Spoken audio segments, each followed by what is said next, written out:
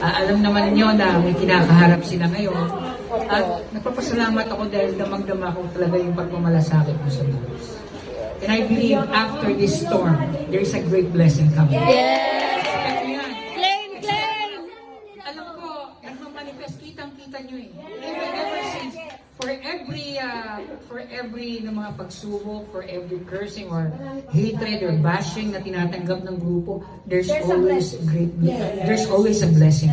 And this one, for me, I believe, and I think you also believe na pagkatapos ng bagyong ito, mas higit ang tatanggapin natin.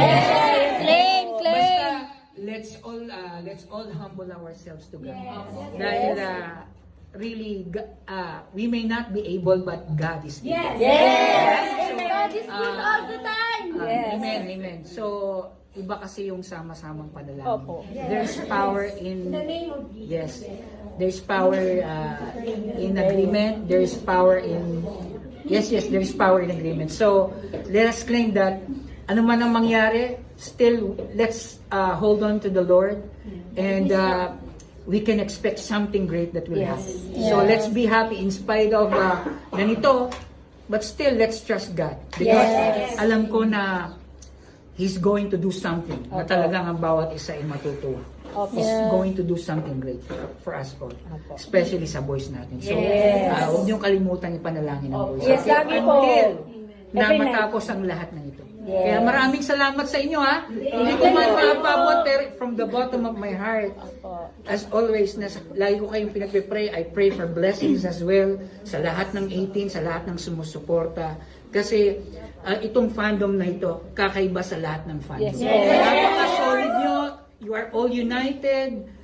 Really, hindi namin, bagamat hindi ko naman alam yung ibang fandom, pero nakikita ko talaga na ibang-iba talagang 18. 18 really came from the Lord. He is, 18 is a gift coming from God.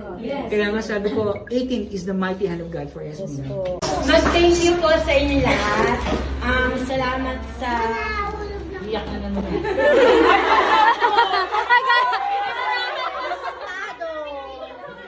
Iyak na lang kami dito. Salamat dahil pinili nyo na i-celebrate yung gathering nyo dito sa cafe namin. Salamat sa pag-suporta and sana nagustuhan niyo yung mga food and yung drinks. And most especially, maraming salamat sa pag-suporta nyo sa Mahalin. So, sobrang nararamdaman namin yung pagmamahal at pag-suporta nyo. Sana namin na Mahalima!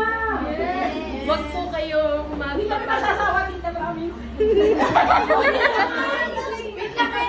hanggang sa uli, kaya natin to dito.